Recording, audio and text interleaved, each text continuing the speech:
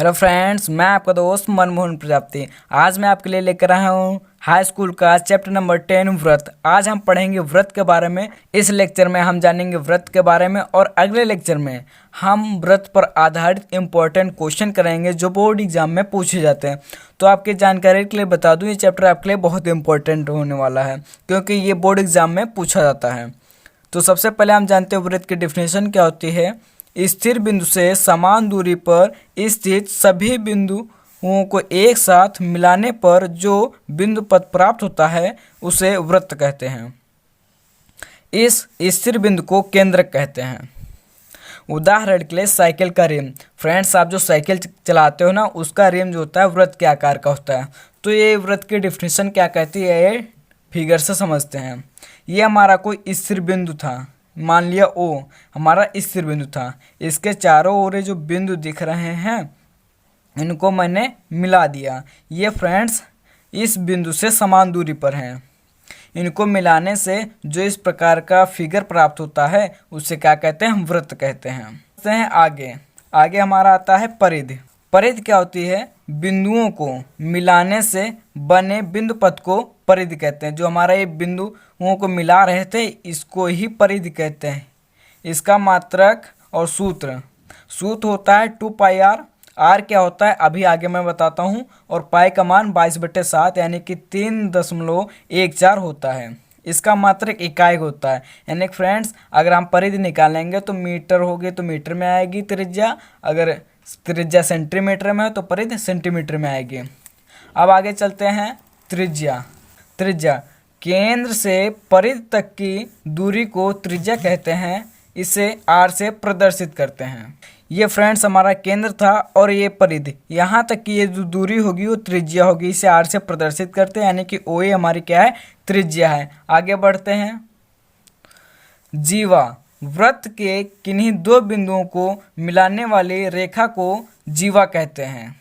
इस फिगर में जो M और N ये बिंदु और ये बिंदु इनको मिलाने वाली ये रेखा क्या होगी, ये जीवा होगी। व्यास क्या होता है, वृत्त की वह सबसे बड़ी जीवा जो केंद्र से होकर जाती है उसे व्यास कहते हैं। इसे D से प्रदर्शित करते हैं। त्रिज्या का 2 गुना व्यास होता है। इसका फॉर्मूला होता है D = 2r। इसका मात्रक भी इकाई होता है। यानी कि फ्रेंड्स त्रिज्या का 2 गुना व्यास होता है। फिगर में समझते हैं इसको। ये फ्रेंड्स ये जो हमारे PQ रेखा है, ये देखिए फ्रेंड्स केंद्र से होकर जा रही है, इस वजह से ये क्या है, ये हमारी व्यास है। यहाँ वैसे भी हम जानते हैं केंद्र से परिधि तक की दूरी क्या होती है, त्रिज्या होती है। और ये भी केंद्र से परिधि तक की दूरी त्रिज्या होती है। यानी कि एक ये त्रिज्या और एक ये त्रिज्या, दो त्रिज्याओं को मिला के क्या बन गया, हमारा व्यास बन गया। यही फ्रेंड्स वृत्त की सबसे बड़ी जीवा भी है। नेक्स्ट पॉइंट आता है हमारा स्पर्श रेखा। आप समझते हैं स्पर्श रेखा क्या होती है। वृत्त की परिधि के एक बिंदु को बाह्यतम छूने वाली रेखा वृत्त की स्पर्श रेखा कहलाती है। ये एक ही बार बिंदु होगा फ्रेंड्स। ये हमारा कोई फिगर है जिसका केंद्र क्या है, O है। अब यहाँ पर ये देखिए फ्रेंड्स, यहाँ पर एक बिंदु, ये बिंदु है यहाँ पर, और यहाँ से एक रेखा खींची गई है जो बाह्यतम इसको क्या करती है, स्पर्श करते हैं। स्पर्श रेखा फ्रेंड्स एक बिंदु से एक ही खींची जा सकती है। तो यानी कि ये भी हमारी क्या हो गई, स्पर्श रेखा हो गई।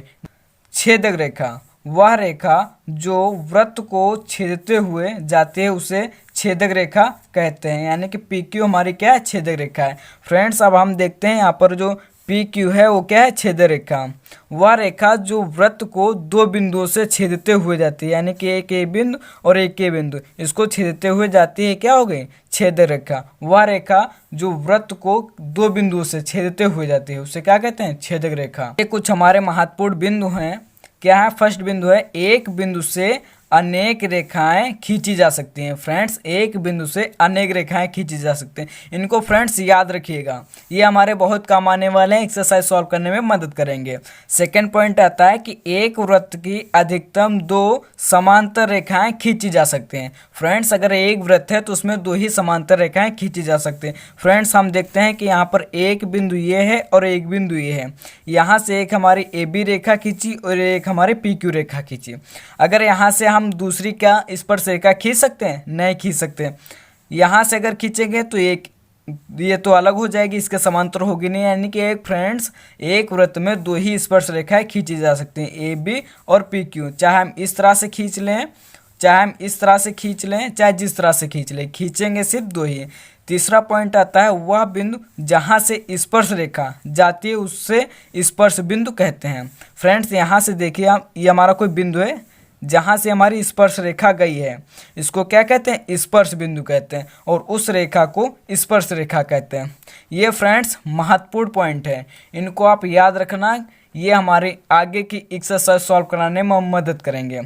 तो फ्रेंड्स इस लेक्चर में बस इतना ही, अगली क्लास में हम जानेंगे इसके महत्वपूर्ण क्वेश्चन।